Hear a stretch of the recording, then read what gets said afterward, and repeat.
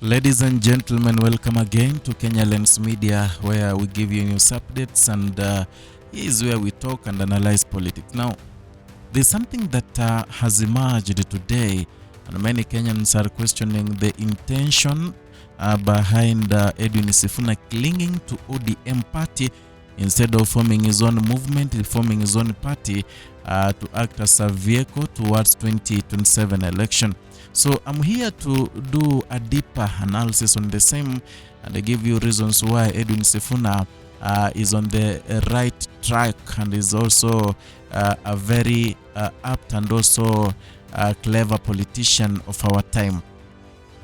Many people have been talking about Edwin Sifuna, holding him with the high regard. The recent one is the political analyst Manyora, who said that Edwin Sifuna is a wave that no one can wish away. And following the Thika rally that happened recently, it placed Edwin Sifuna on a roadmap towards 2027 election, and he might be chosen, if he vies as the president, he might be chosen to be the president of Kenya. Just after that Thika rally, he presented a different picture of Edwin Sifuna and Linda Mwananchi. Not him alone. Yesterday, Rungu Kangata, the Moranga governor, who was an ally to President William Ruto, revolted, and said that he is one of the Linda Mwananchi, one of the people who are supporting Edwin Sifuna. And by saying that, he meant that if Sifuna goes for president, automatically Kangata will support him, will campaign for him, since they were classmates, and he believes and subscribes to his ideological, his ideologies, and also his school of thought. Now, many things are happening, but I'm going to give you reasons why Edwin Sifuna deems it fit to remain in ODM, despite the fact that there's a sharp rift between the people of ODM, the leadership of ODM, and himself. Number one, there is what we call nuisance value. Nuisance value, it is a factor that makes someone still cling to such a party, cause some nuisance, cause some trouble, cause some delay, so that he can get some mileage. The same thing Edwin Sifuna is doing. He understands right now is the smaller party, is the minority party as compared to the larger ODM and the people who are singing broad-based government. So by causing nuisance, and when I talk of nuisance here, is the fact that is antagonizing what the larger party is doing, is antagonizing what Oburu Oginga is doing, and by antagonizing whatever that mainstream party is doing, is getting a very huge mileage. Believe me or not, Edwin Sifuna became who he is by this nuisance value. It happened when he was removed as the Secretary General of the party, and then in that day, the same day he was removed, he put a poster, he uploaded a poster in his socials where he said that they were headed to Kitengela as Linda Mwananchi. So when the rest were having Linda ground rallies, he was having Linda Mwananchi. That is now what we call nuisance, just causing trouble, causing delay, and also making sure you attack the major party. And that thing worked wonders for Edwin Sifuna. He is what he is right now because of the nuisance. You heard him at Fungamano during the People's NDC saying that he cannot be the Secretary General of mediocrity. He cannot be a Secretary General to Oburu Oginga. He mentioned that. And people were questioning why. He said that he cannot be a Secretary General of mediocrity, yet he's running up and down in courts battling the decision that was reached by the party NEC and wants to be reinstated as the Secretary General. Many people didn't understand that.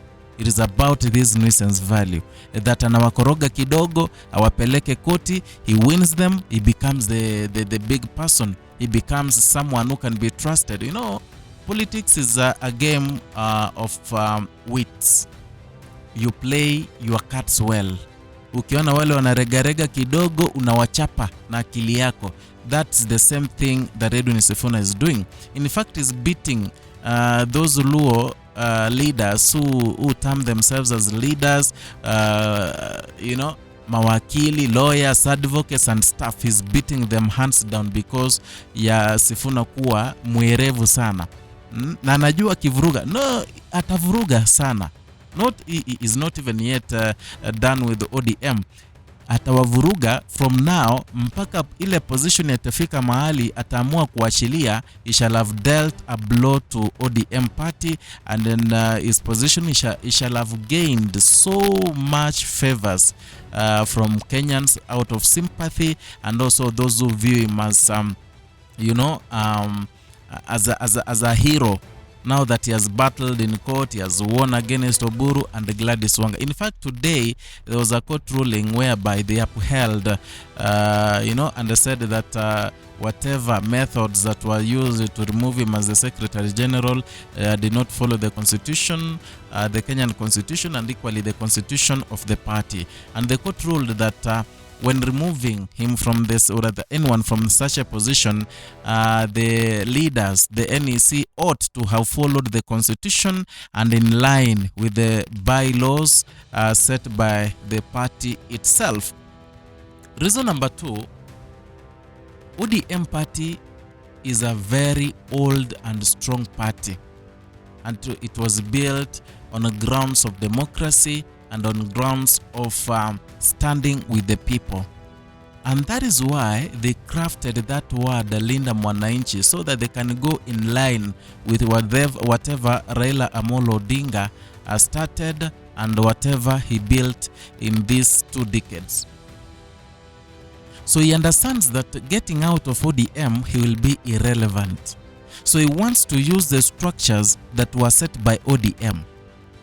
Yeah, now that ODM has lost direction and is following Kasongo, so he wants to follow the tentacles of the laws that were set on the grounds that were set by Raila Odinga for his own favor. And it's working marvelously on his side.